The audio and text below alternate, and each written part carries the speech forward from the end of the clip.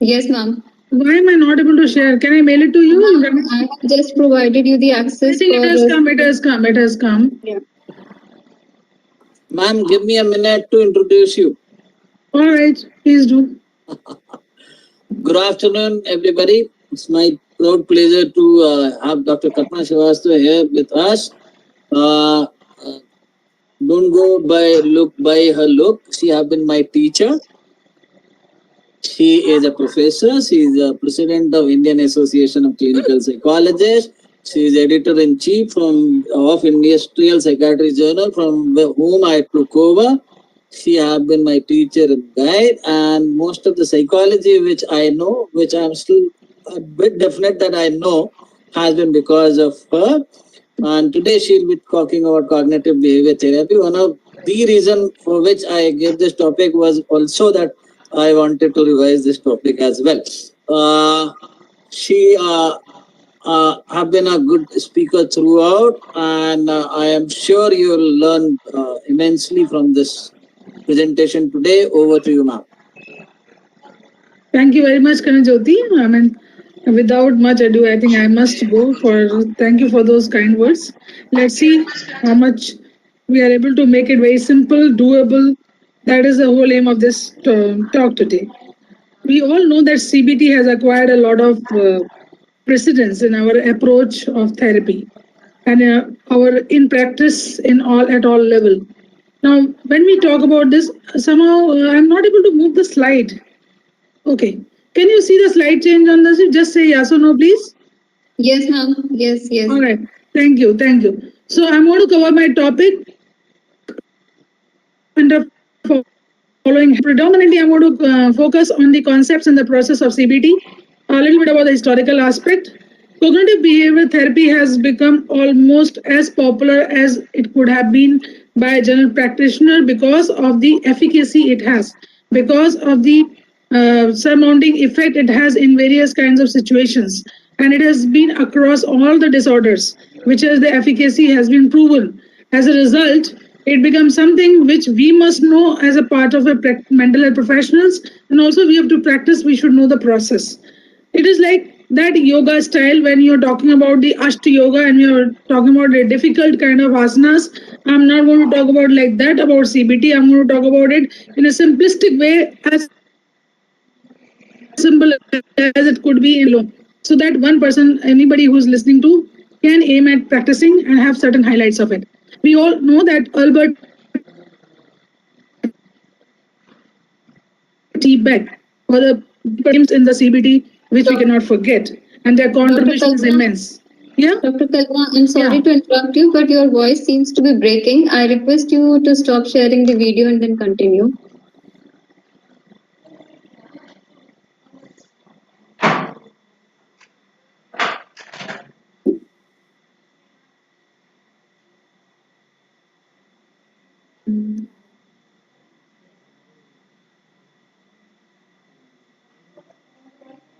I'll have to go. Yeah, ma'am, you are audible.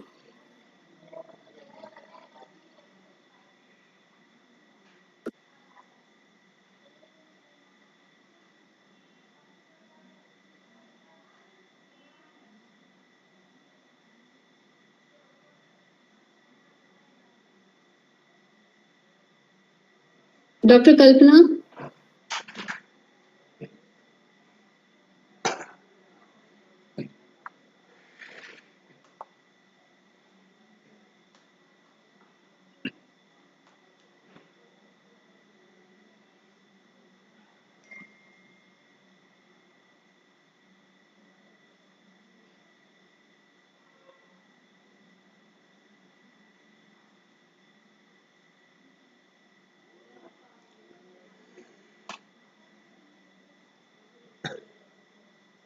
Dr. Kalpana?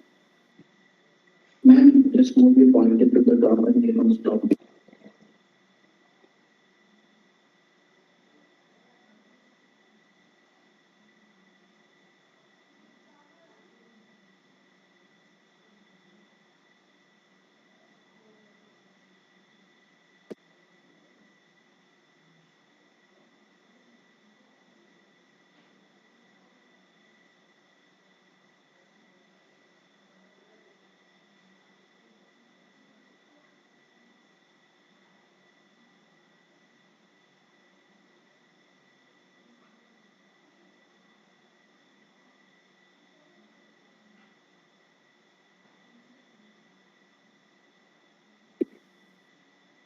Hello, Dr. Kalpana.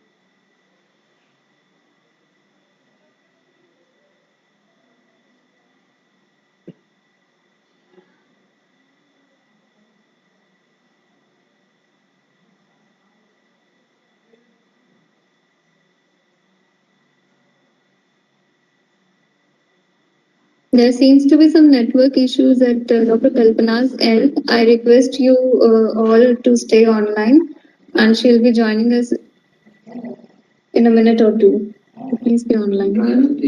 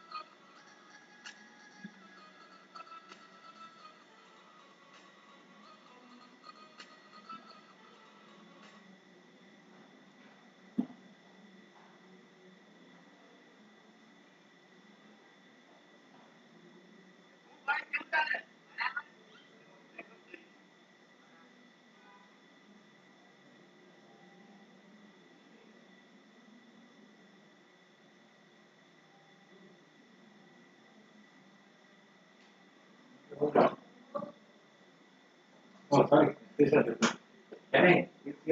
Yes, sir.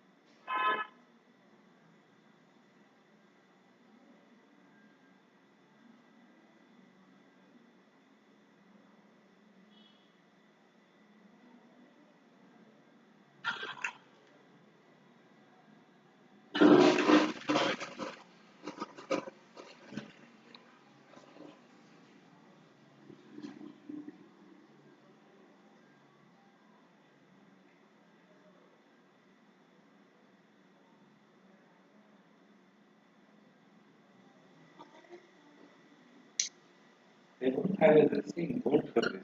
Yes, sir. So, existing class. Then you do the class. Yes.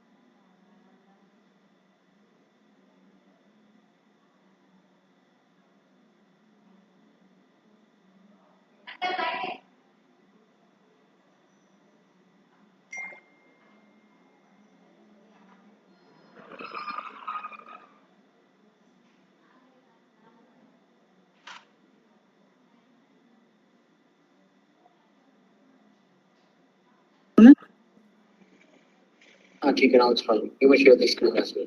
I did that.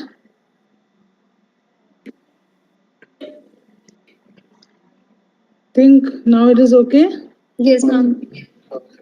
Perfect. Okay. Sorry for this glitch. Okay, so I'm sorry for this glitch. However, we are back to cognitive behavior therapy. Let's look at the catch up with the history. Beck, who did talk about the psychological disorders, where he said that cognitive processing is very important.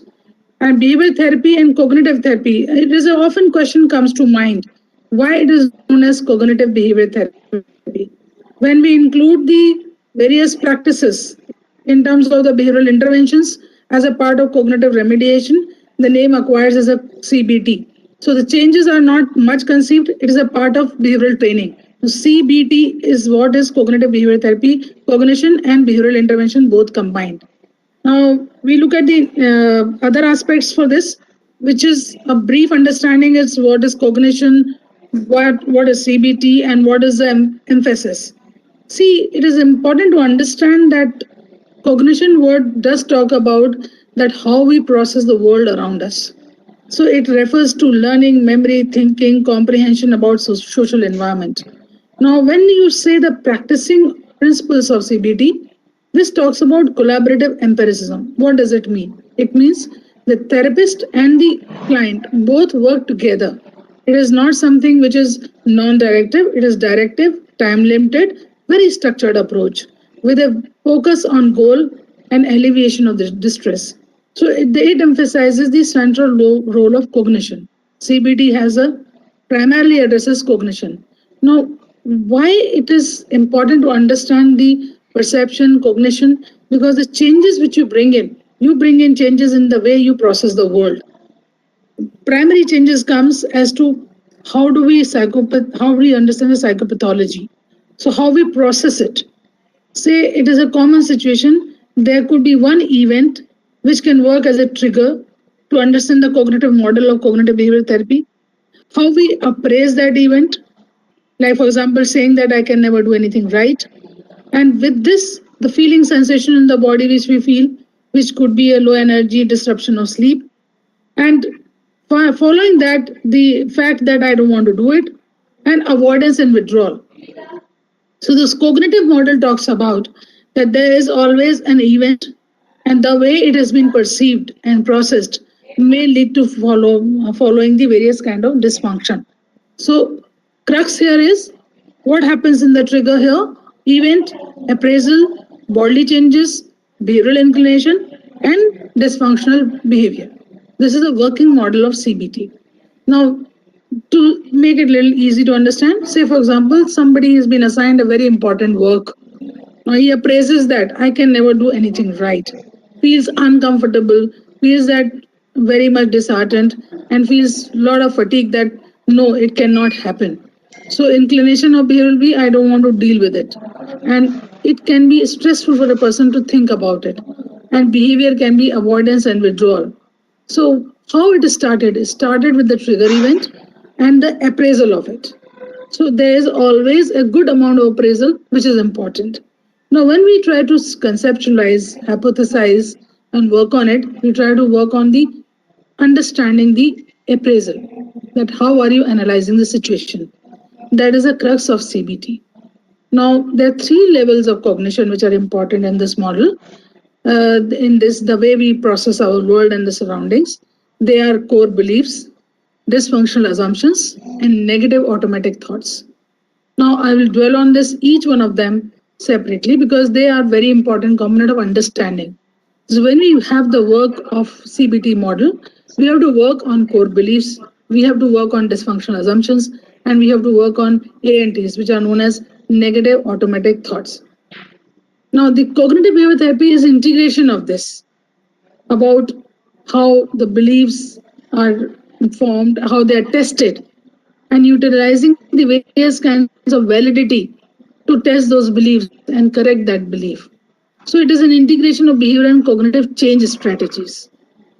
Before we go for the change, we have to identify what are those distortions which we have to change. So, in a prima facie, it becomes important to identify the distortions. In cognition, this is individuals' emotional, behavioral, physiological reactions are very important, and they are influenced by the way they structure. They means people, clients structure their environment. So, when you're talking about the formulation, you're talking about the cognitive conceptualization. You're talking about how the situation has been processed by the patient. This is the crux of cognitive therapy. Now, it is very focused. Now, when you say that application across various psychiatric disorders, what is important here to understand is dysfunctional and distorted thinking arise from both biological and psychological influences. The short-term focused treatment and strong empirical support has been found with the randomized clinical trials.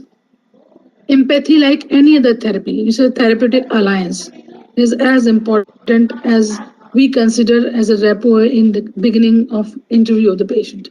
It cannot progress further if there's therapeutic alliance is not good. So empathy is a very important component because therapy is a directive approach. So empathetic understanding facilitates the learning. So that is the first step.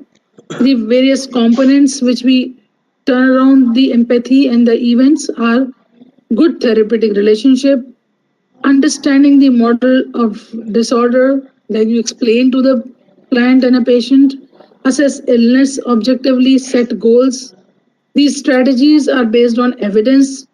You structure the sessions and set up an agenda, limit the treatment with length in terms of duration and the types of sessions, like how many sessions, what will be the duration of the sessions, and assign homework, that what is required to be done. What is homework? Homework is identifying the trigger situation, writing as to how the person felt, what was the intensity level, what was the reaction. So this is how we try to identify and formulate. Now let's understand core belief. These are the deepest level of cognitions. And in this, schemas which are the part of it, they are the mental structure that the way we organize the information. And automatic negative thoughts are most accessible level of cognition. Core beliefs are part of your early childhood experiences. The way you have been perceived by others, in terms of patients, has been perceived, being told, being analyzed, like you are good, you are bad, you are a failure, you are a successful person. They form the core belief. And schemas are the structure, like world is a negative. If the person has an experience which is a negative experience, the schema could be negative around the world. So mental structure that organize information with the early negative experiences, this can be negative schema. Positive experiences, there will be positive schema. Automatic negative thoughts are arising out of this core belief that the person feels that, yeah, I'm not good for anything, I won't be able to do it. These are known as ANTs.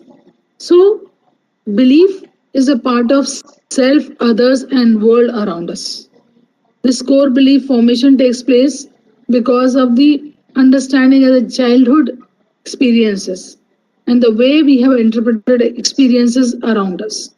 So please remember, the early formative years are very important in formation of core belief and the experiences around your formative years from the environment. If we try to understand the psychiatric disorders and the core belief, there's a very specific type of core belief you will notice based on the experiences and based on the way it has been conceptualized, the world has been conceptualized. So in patients with depression, the core belief is negative view of self, experiences and future. I have knowingly put it here, thinking that when I talk about core belief towards the end, it will not be able to contextualize. So I thought it is a good idea to talk about it here. Like hypomanic episode, what happens? Inflated view of self.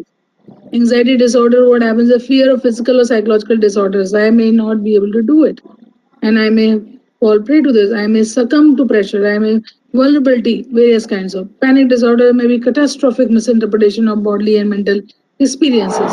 Phobia is a danger in specific and avoidable situations. And paranoid personality disorder could be negative bias, interference, and so forth by others. So, in various psychiatric disorders, there are different kind of core belief you will be noticed.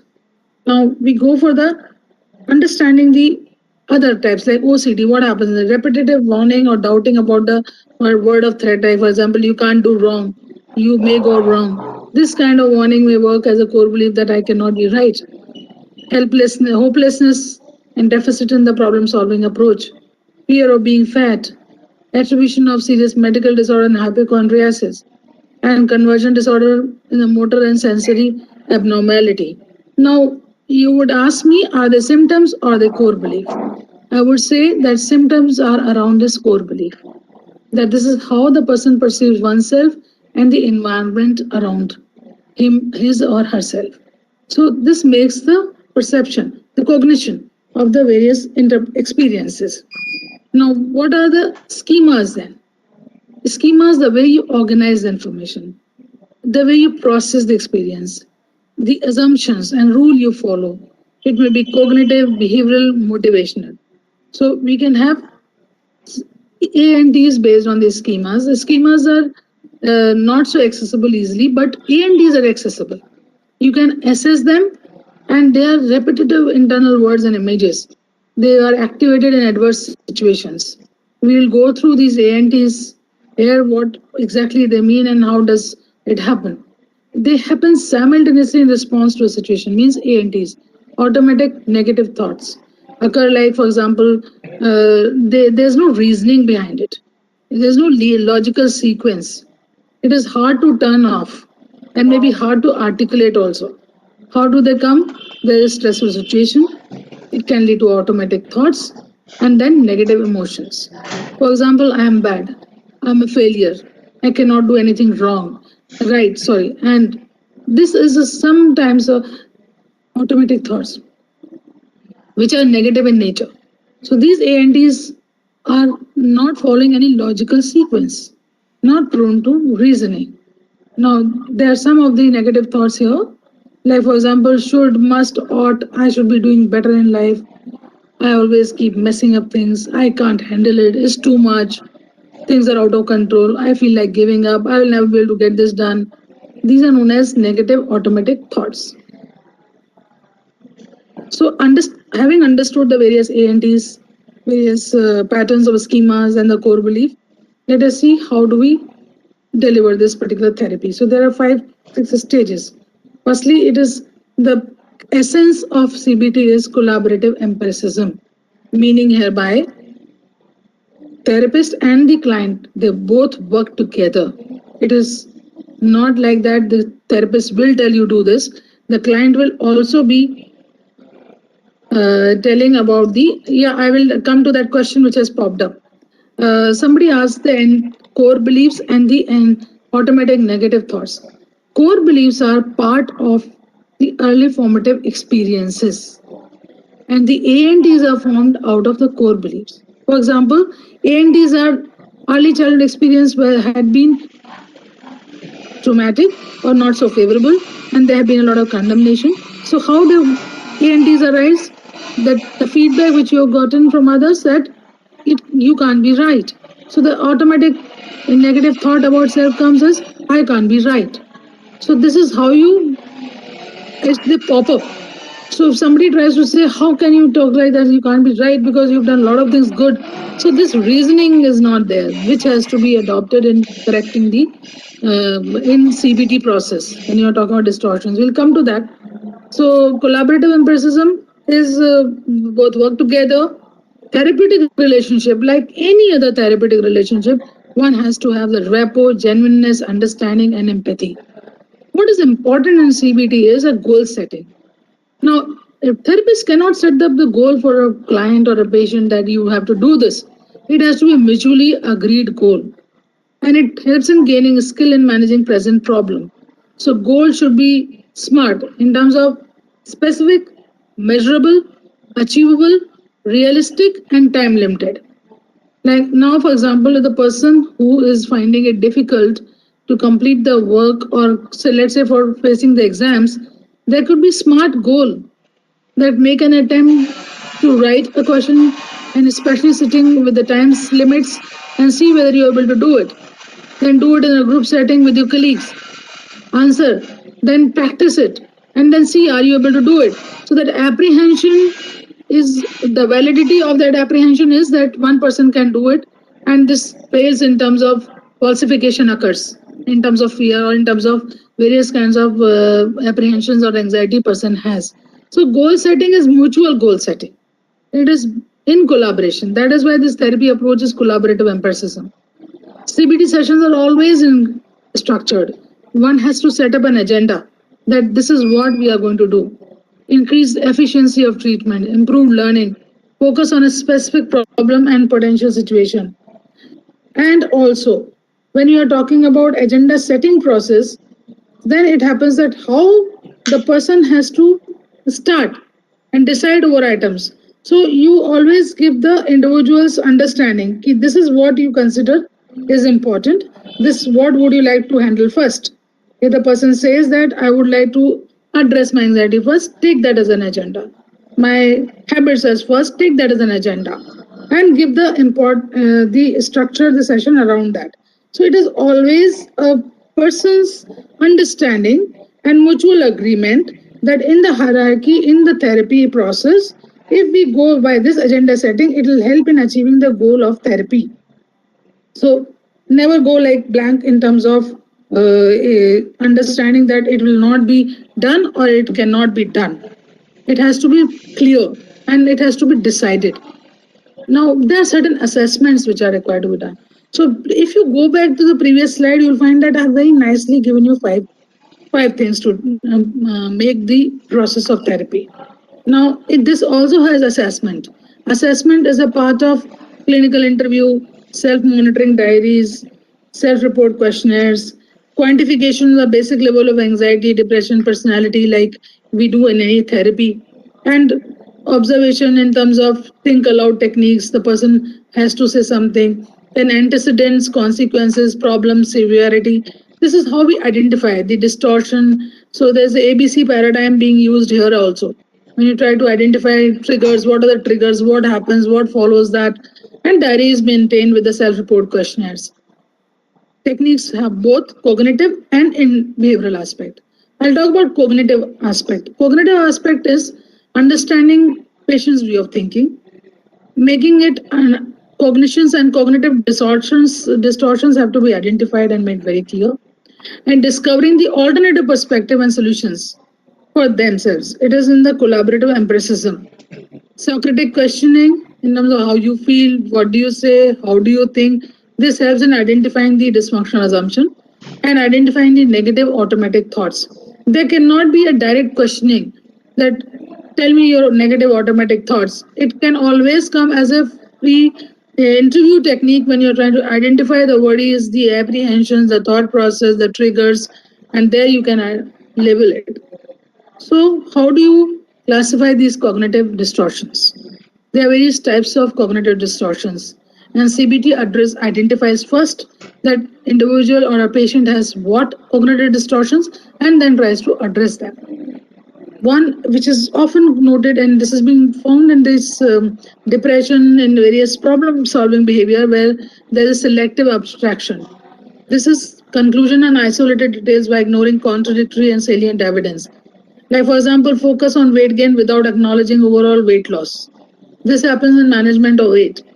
Likewise, in relationship, when somebody is trying to address the interpersonal relationship, there also self-selective abstraction can be focusing on the negative discourse or interaction which has happened and ignoring the positive aspect of it. Overgeneralization. Again, extracting rule on the basis of one event and applying it to other dissimilar situation. Fail in one exam, conclude that failure is everywhere, I can never pass any exams. Magnification. This is overestimation of the significance of undesirable consequence event. If I don't attempt first quiz, then I will fail.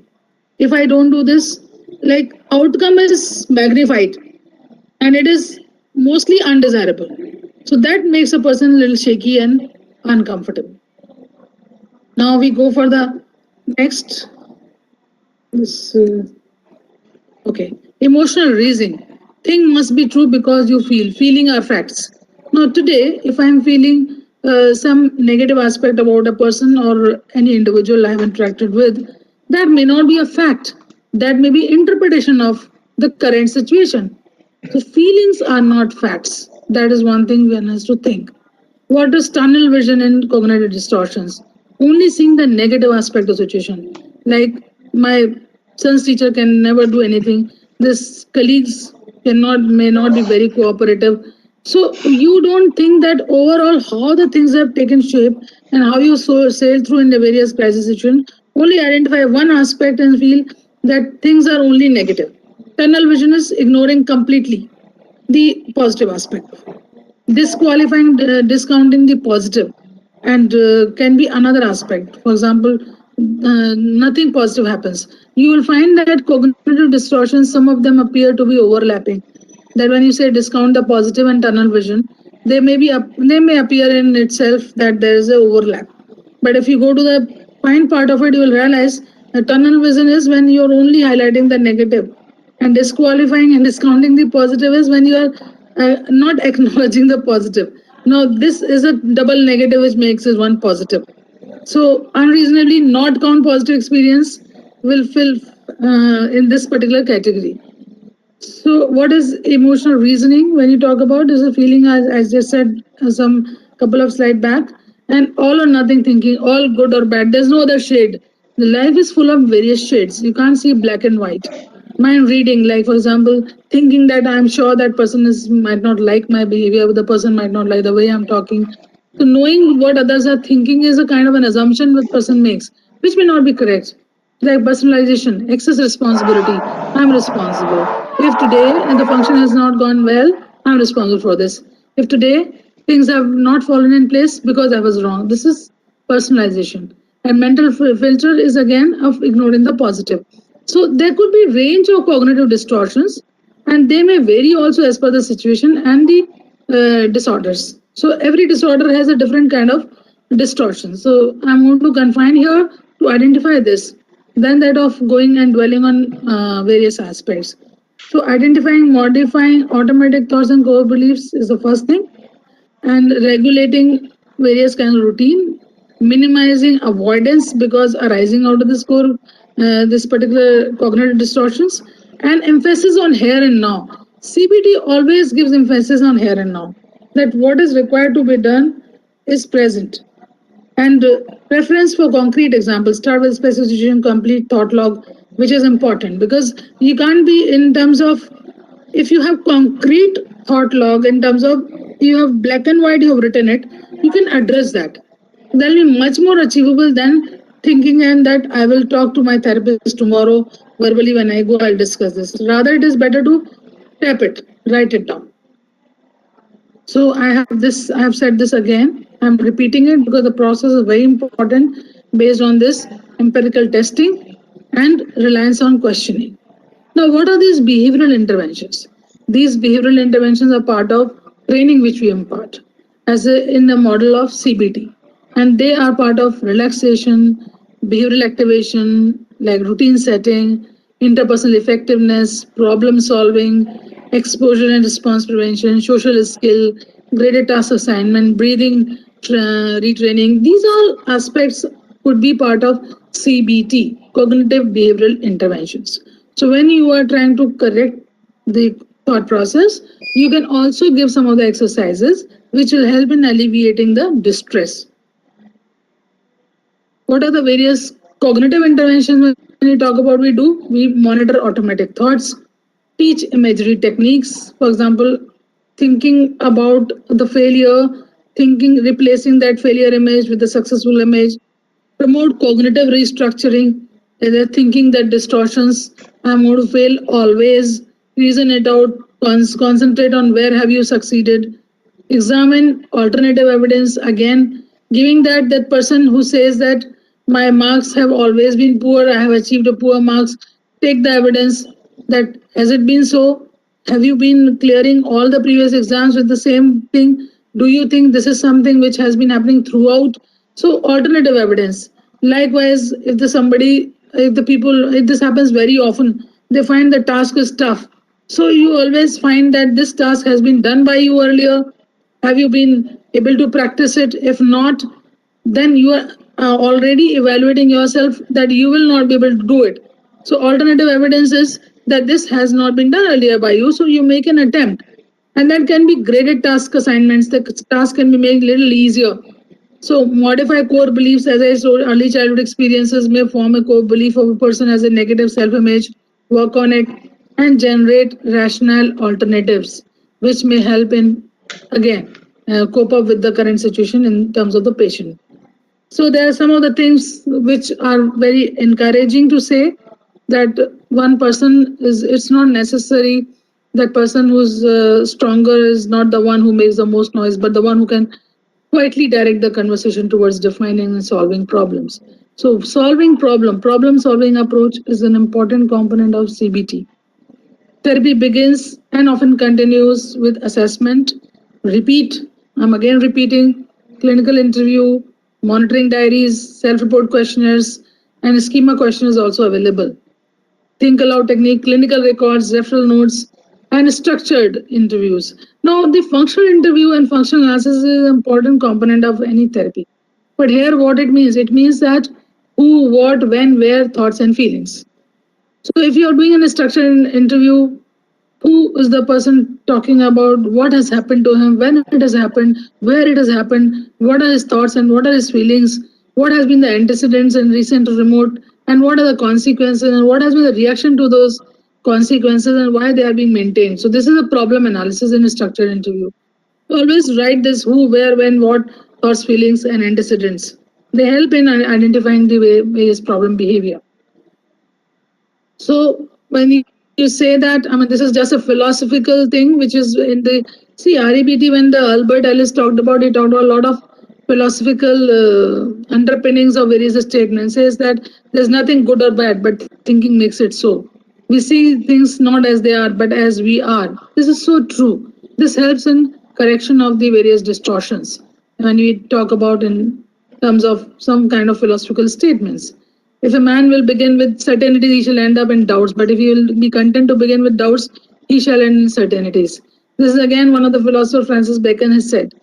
The cause of distress cannot be the uncertainties. In terms of one has to begin with some doubts if you have in mind, never get worked up with that, work on it and still be have short goals to achieve those, clarify the doubts. So entertain options by reasoning and not by thinking emotionally.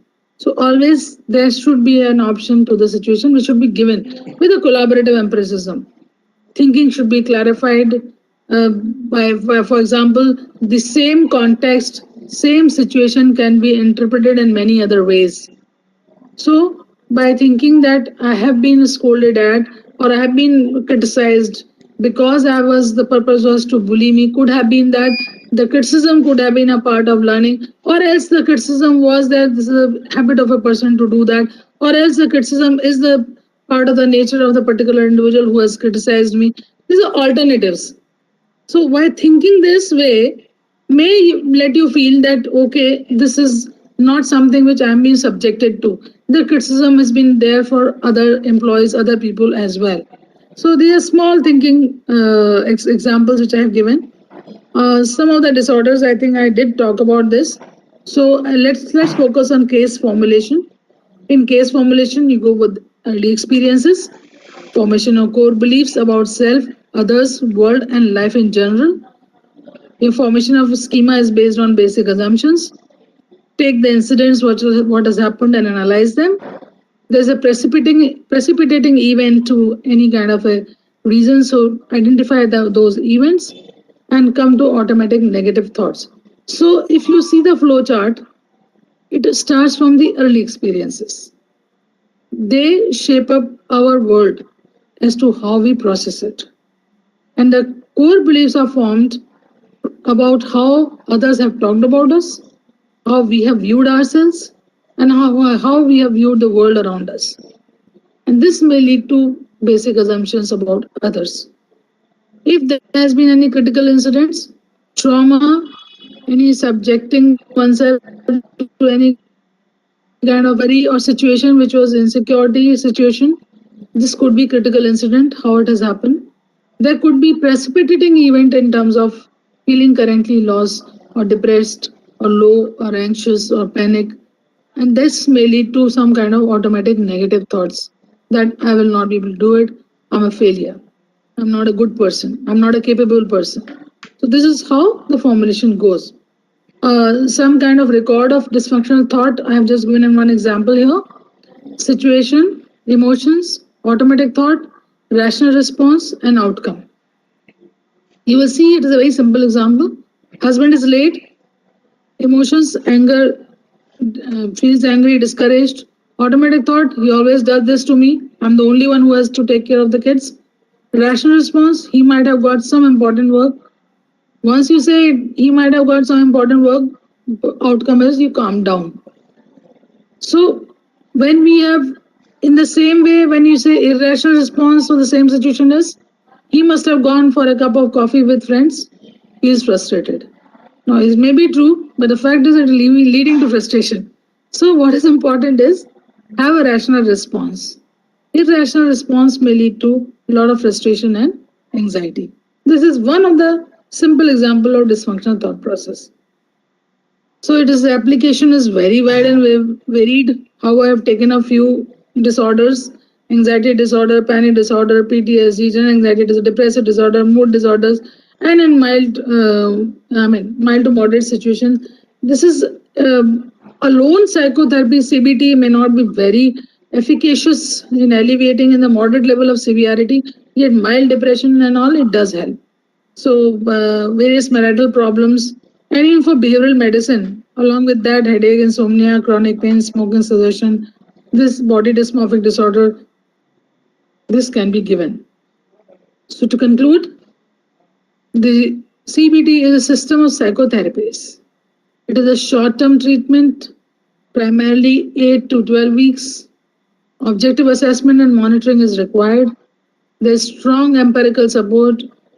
There is a theory of psychopathology which is being formed, we follow in CBT, and a number of studies. The evidence is too huge to be quoted. There's evidence for this particular approach. Thank you very much. If anybody has question, can ask me because I'm invisible, but I can hear. Thank you, ma'am. I think the way ma'am has brought out everything, it was quite lucid enough to, in fact, question a theory paper also in the exam. And the way she has explained with examples is good enough for you to hone it in during practical clinical sessions. So now if you have any query, you can unmute also and ask or put it in the chat box.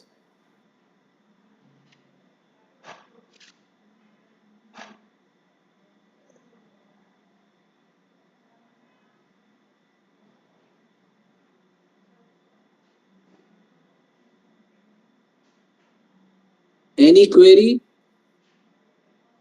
One can unmute and ask. Sir, what is Socratic questioning, sir? Oh, Socratic okay. questioning, sir. Socratic questioning, very good question.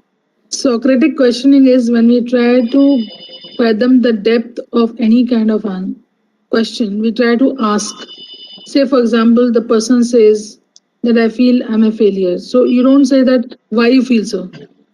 So can you please describe about the feelings you have? Say, I feel it. Okay, what are the various feelings? Why, in what situations it happens? Can you explain more? Can you give more examples? Okay, it happens. So it is a facilitation without interrogation. Socratic question is a very philosophical approach. So okay, I understood. Could it be more? Can you be a little more elaborate about it? Can you explain more? Can you give more examples? I understand. Show empathy, show concern, and ask him what happens. So it does not become a checkbox of, yes, there's automatic thoughts, there's a cognitive distortion, there's this. For example, people say in the early formative years, I was bullied by my peers. Now, when you say that, if you have faced that, how did you, what happened? Can you share more? Say, okay, when I used to sit in the classroom, there was never nobody, I did not have friends. They will always try to laugh at me. They'll always try to say that yeah, okay, fine. And Yes, you have to show rapport and concern. This is upsetting sometimes, but however, would it happen many times? Could you say when all it happened? Could you say in what all situations it happened? It has happened. Then the person may go on open-ended question, may go on detailing that this happened when I was in second. This continued to happen across various situations has happened. So Socratic questioning is non-threatening actually, and it leads to the core of the individual's concern. And Jyoti may throw more light if he wants to. No, ma'am. I think that was quite basically a kind of facilitation. Yes, go on. So what more? That is what again learn from You are trying to be non-threatening, accepting, and engulfing. These are three terms. Non-threatening, accepting, engulfing means be with the person. So when he says it has happened, this sounds, yeah, this could be really okay, fine. Like you show your concern. You're not just passive receptive that yeah, somebody is narrating a story of a trauma and you're not passively. You are also sailing through that emotions. Seems upsetting, yes. But it will be nice if you could share more details, more information. Like that, you go on. Basically, It is a ability practical to situation. understand a person and his problem in totality without being evaluative or asking directly questioning about it. Yeah. Ma'am, another few queries on chat. Good afternoon, ma'am. Any guidelines on number and duration of sessions, please? Of the sessions. Yeah, ma'am. Sessions, yes, definitely. 45 minutes is the duration of the session, and in terms of one session, and this 8 to 12 sessions, depending upon the requirement, it go to 16, but it cannot go to 24, 26 like that. It's not a psychodynamic psychotherapy. Because, see, more you try to engage in the patient over the period of time, you are giving him less opportunity to practice it. So, aim is to equip the person with the tools like to make him learn. So 12, 14, some patients take more sessions. They say I want to have a 16 sessions, but beyond that you don't go 24, 25 sessions. You don't go endlessly in CBT sessions. Confine yourself to 12 to 16 sessions and 45 minutes duration for each session. Another question, ma'am. Many patients cannot reach the core belief. For example, in patients with acrophobia, how to go ahead in these type of patients? See, when you're talking about the acrophobia, it's not necessarily the core belief could be around that particular aspect. See, what is a core belief? Core belief is that I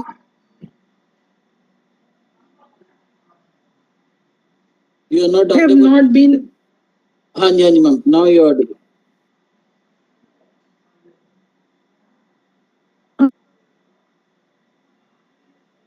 I am a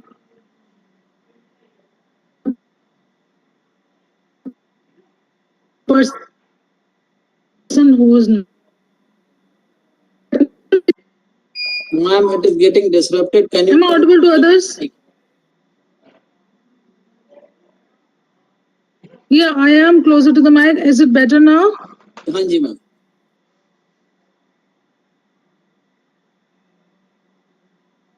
About the core belief and acrophobia, fear of heights, this could be pertaining to individuals' incapacity.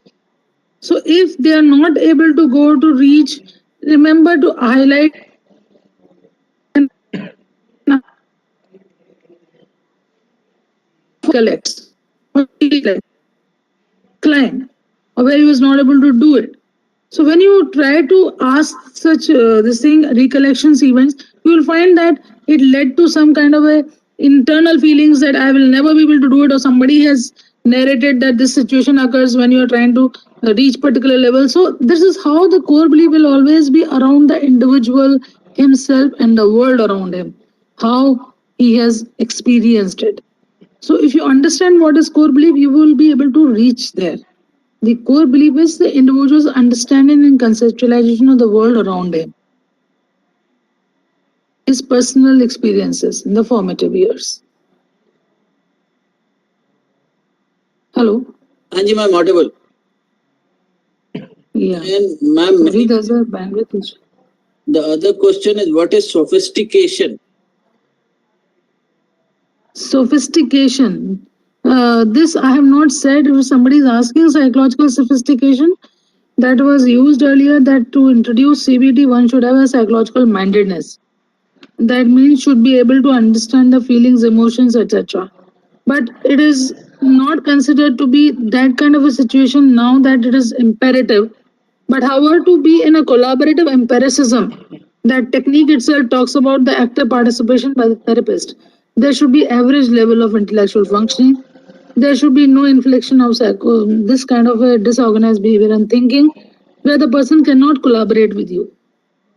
More than that, the willingness. That is very important component.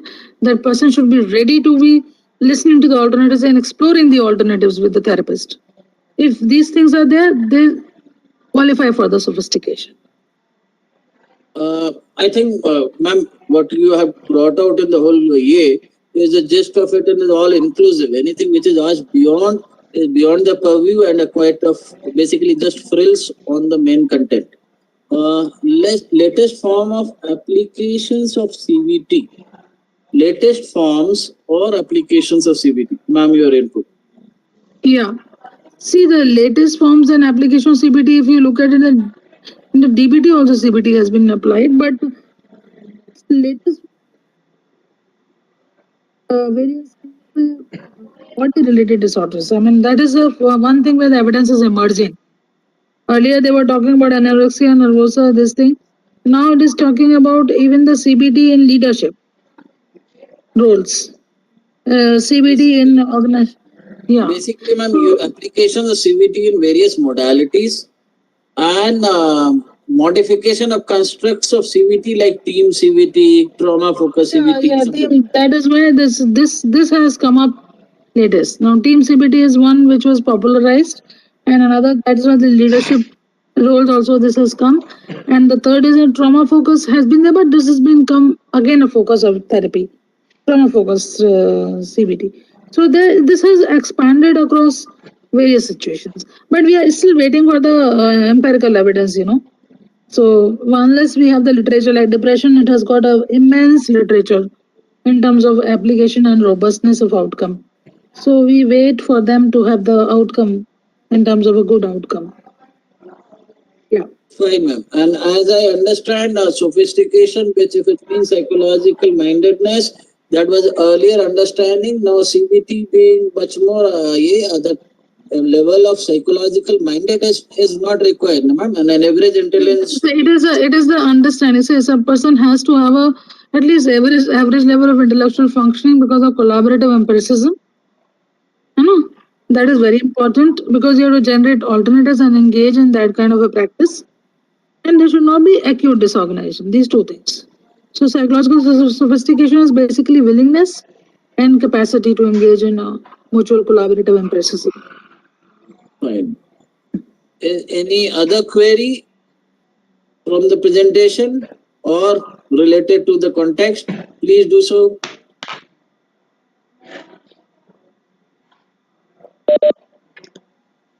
Ma'am, how CBT will be different for like depression and anxiety, ma'am? Okay, good question. See, when we are talking about depression, you have the basic triad assumptions like hopelessness, helplessness, worthlessness. Okay? Yes. So these are the basic parameters which are affected, and you have to analyze these situations. What is the cognitive triad? What are the cognitive distortions around this? The person may feel that I'm not good at anything, I will not be able to achieve any goal in my life. When it comes to anxiety, anxiety is all around the individual's apprehensions, worries, physiological level of arousal, which is very high, the person's inability to take decisions.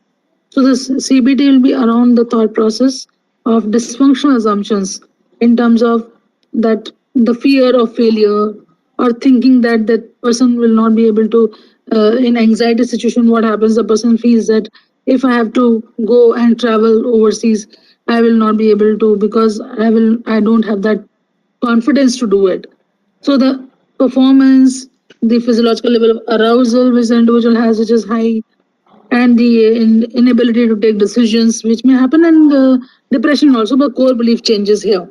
So the approach changes.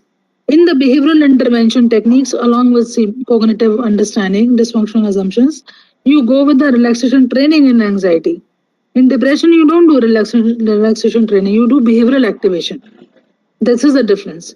So the package changes in anxiety and depression, both condition accordingly. Have I answered your question? Thank you, ma'am. Yeah, ma'am. Thank you. Ma'am, one last question is there. Please suggest resources to further read up about CBT. Oh, that's very good. I'll do one thing. I'll send a link on this, which has the mail to Dr. Naveen. He can, Professor Jyoti Prakash, I'll send, so he will be able to circulate it to. Ma'am, any book, if often, if you remember, because this link do not remain active. And, book on offhand. See, there is a book. CBT book has been written by the A&Ds. There's a reading material which I have. CBT book is a very classical CBT, but Alfred Beck ka CBT book, and there's a name I'm forgetting right now. I'll message Dr. Naveen Grover. It is come. You can message me, ma'am. Wait, I'll give. Hello? Anji, ma'am. I'm still there, no? I'll give you. Wait. I'll give you just now. I'm just minimizing the windows. It is not happening. See, there is a list of reading material which I had made, and actually, which that slide is on the presentation elsewhere in this self computer. So I should. You can send this to me. I'll send it in the general thing which will float later. That reading material list I do have in this with me. Done. I will give. Right. Thank you, ma'am. Thank you very much. Thank you. So kind of you for elucidating in such a wonderful manner. We were grateful. With that, I'll hand over to the team NB at Delhi for closure of the session. Thank you so much, Dr. Kalpana Srivastav, for the presentation, and thank you, Dr. Jyoti Prakash, for joining us, and thank you, trainees, for joining. Thank you, everybody, and good day. Thank you, Professor Jyoti Prakash. Thank you.